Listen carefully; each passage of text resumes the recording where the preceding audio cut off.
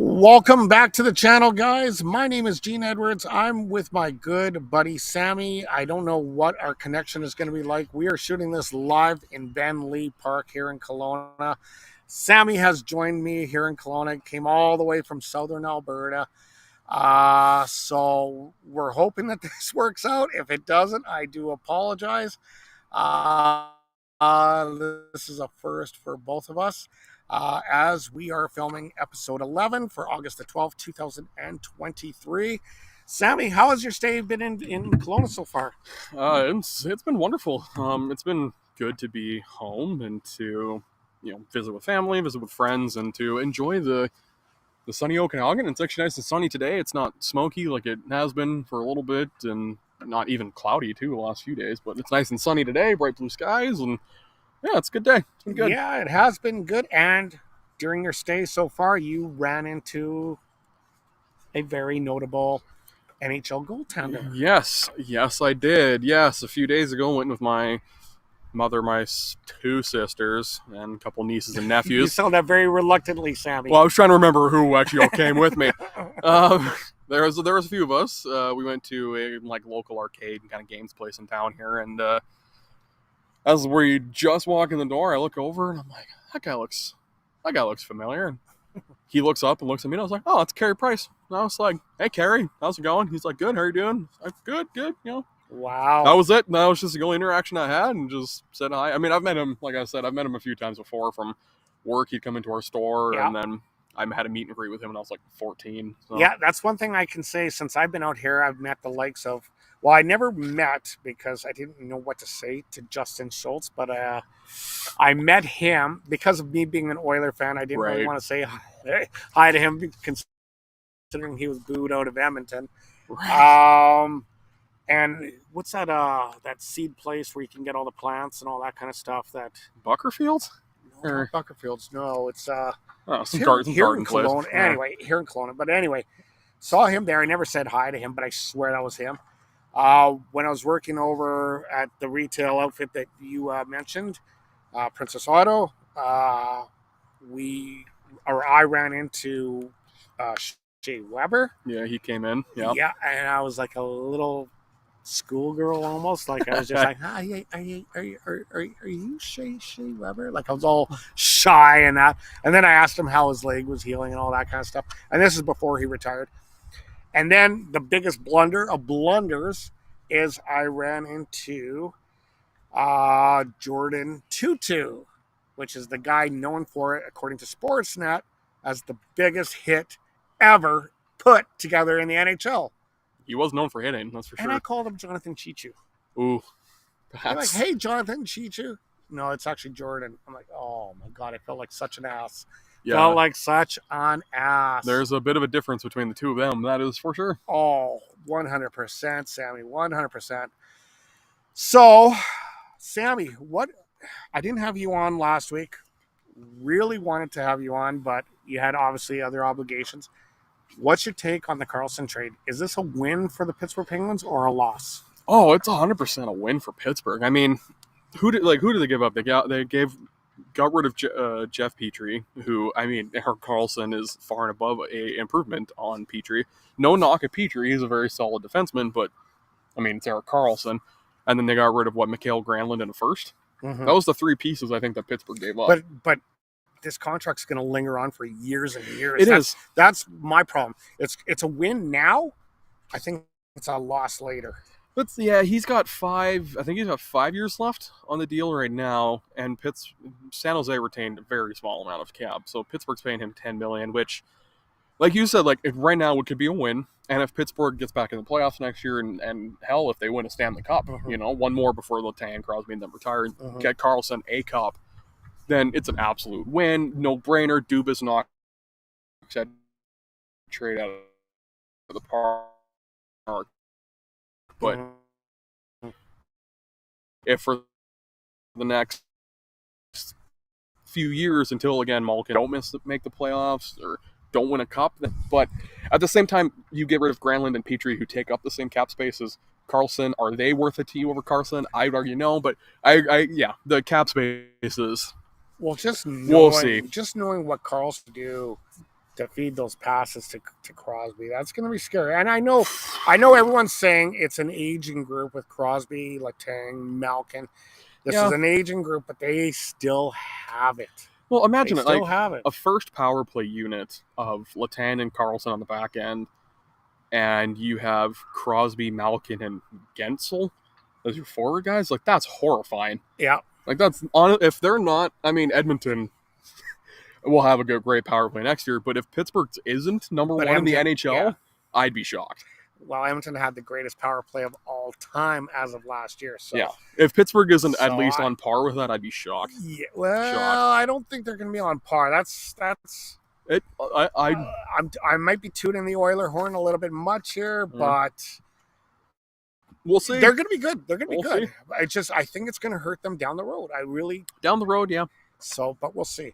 Anyway, Sammy, let's talk into some of the current subjects. We're going to talk about.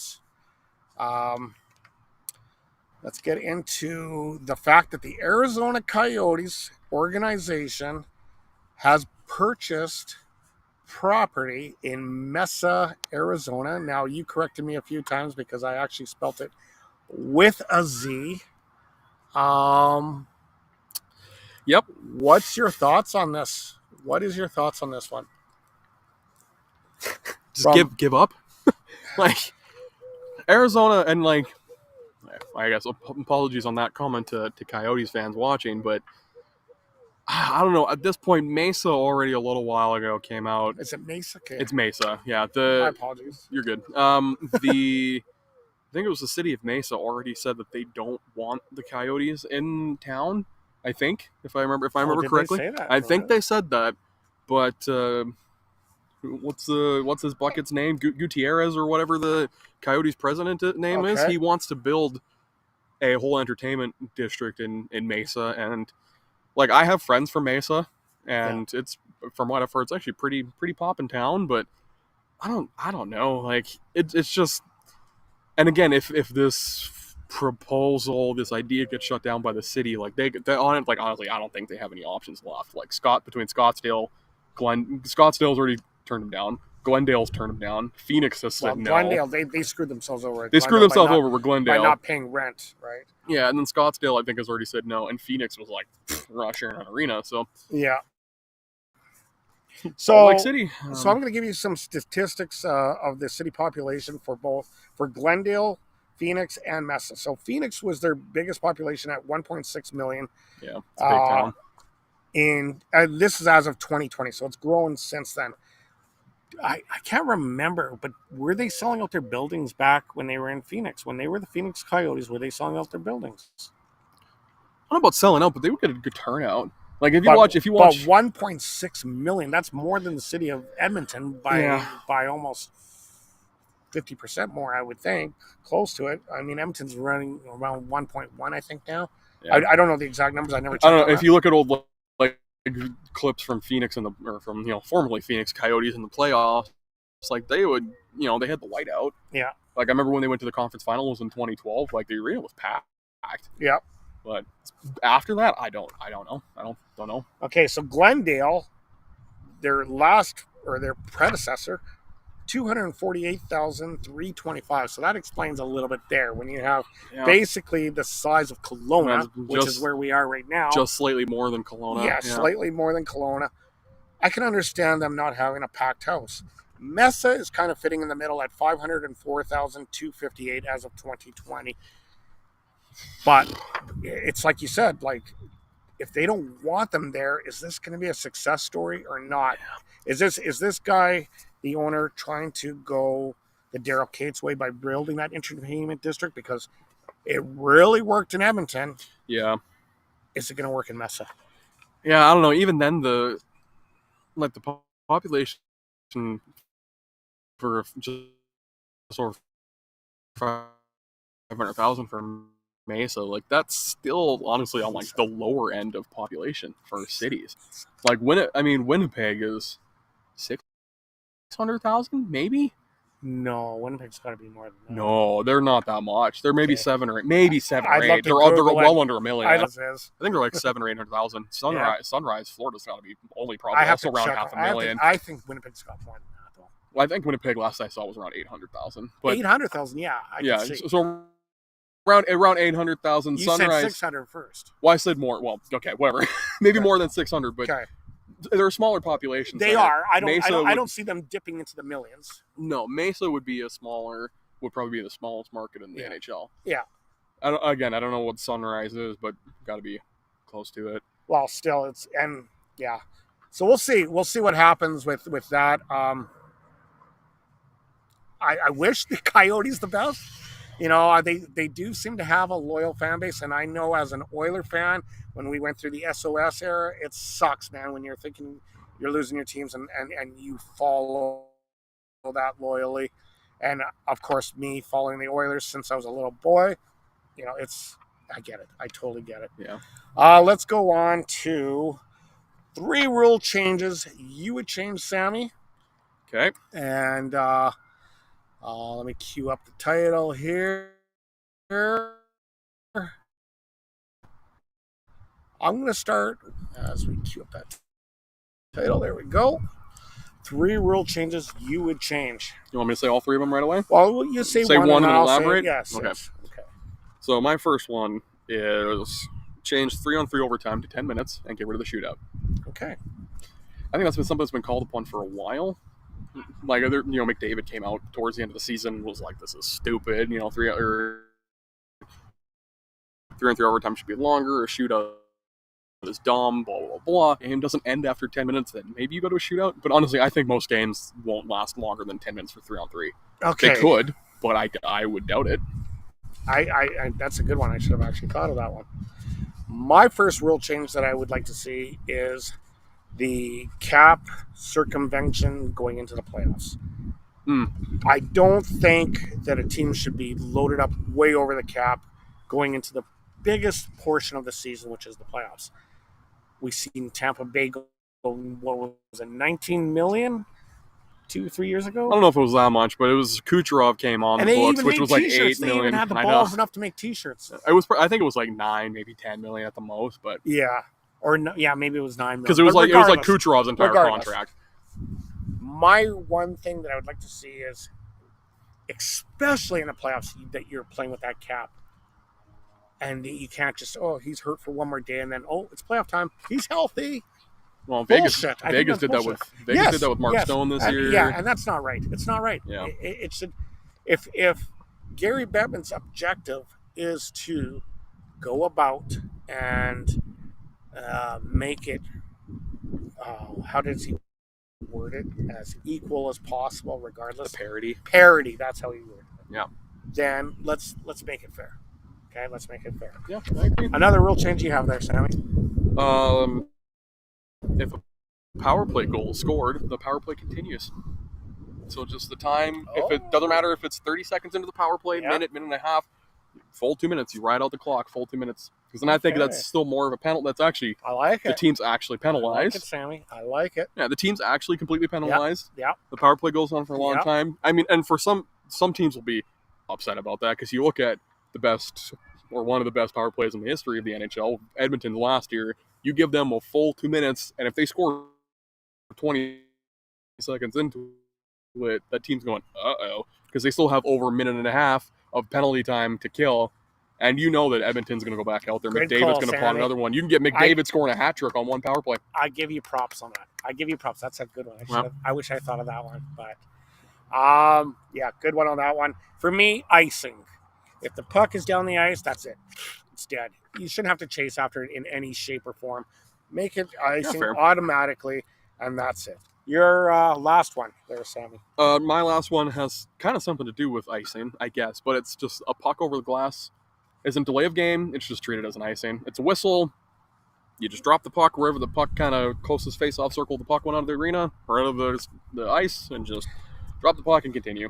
I kind of disagree with you that. I think it should be judgmental if they deemed it as with intent. Yeah, I was just about to say that. Then I think it should be still a penalty. If it's like they're clearing the power, if they're, I mean, I don't know, you can use different situations, but say they're on the penalty kill, and if they just, the guy on the penalty kill just managed to take the puck and he just turns around and flings it and it goes out, well, I don't think he's going to intentionally do that. But if a guy's like, oh, this guy's on a breakaway or, we're on a whatever, like those random situations, he just goes, over the glass, then okay, well, that's an intentional delay of game. But if it's incidental and the puck just goes up and out, whatever, man. Like, I'd say treat it as just like an icing.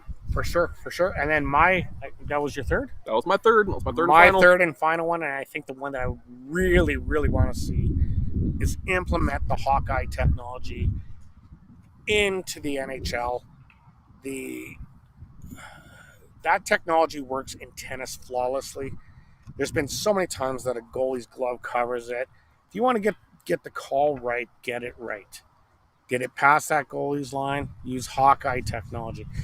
From my understanding, it is available. The NHL has been kind of staying away from it, but I think that, like I said, if you want to do it right and you want to get the rules right, implement Hawkeye technology, and you're going to see a bigger difference. And then on a notable one that I have too is get the offside rule a little bit more defined where it just seems like since they added cameras, it's more of a headache now. There's a lot of things where it just seems like the more that the game progresses, some other things regress. Like with some of like you said, with offside or even goaltender interference or some things like that, where it just kind of seems like it's not really cut and dry. It's like each ref has their own opinion on it. It's like they were told, oh yeah, goalie interference, given a vague description of what goalie interference is, and then went, yeah, you figure it out from there. Yeah. Like it seriously needs to be enforced like by the book, whatever the handbook says, the refs have to do it. And if the refs don't keep up to that standard, then they need to, I don't know, be re-educated or taken off the ice for a little bit and go to referee school or something. Well, okay. And so I guess my arguing point is, and I'm still going to go back to 2 years ago during the playoffs, during the conference final between the Oilers, that whole Cale Makar incident. I think you know what I'm referring to. I still, till this day, say he was offside because he was actually not touching the puck as he progressed over the line. Yeah. That's how it was deemed. I think that's, I'm going to say it, bullshit. They got to make it better. They got to make it better, a lot better. Yeah, because how they justified that was, I guess, if you're not actively touching the puck or whatever, it's not active possession if you're not touching the puck, so therefore it's fine, which exactly. I was like, I don't know about that. And I'm a Colorado fan way more than I'm an Edmonton fan, but I was like, Yeah, and I mean, honestly, like, come on, man. Like, seriously, like, refine it a little bit. Anyway, Sammy, I think we got an episode in here. Yeah. This was good. I think it was not bad. Send us on our way, Sammy. Yeah, I mean, thanks for tuning in. For those of you tune in or will tune in again in the future. I don't know when we'll be in person again like this, or probably a while. Definitely in a park. Anyway, it'll be probably quite a while. But maybe next time we'll do it by those beaches. Yeah, do it on the beach. Yeah, do it on the beach. Have a nice beach sunrise. I was a little nervous doing this. I didn't know what to expect, but people have left us alone, and nobody's been crazy going by. So some dogs and stuff, but anyway, thanks for watching. Hit like, subscribe, and recommend us to your friends. We're just a couple guys who enjoy talking about hockey. So, all right, guys, we will see you. No, you're not going to be on next week, correct? No, we'll do it. We're going to do it on Thursday. Oh, we're doing an episode Thursday, right? Because Sammy, we're going to try to work things out that makes, because Sam is a very busy man. He's too busy. Very busy. Too busy. So it's hard to really get us together, and we have to stay together because we bring good content. I think so. So next episode is going to be Thursday. We haven't figured out a time. We'll define a time. Yeah, we'll define a time. Just pay attention to the thumbnails. Anyway, guys, we'll see you next Thursday.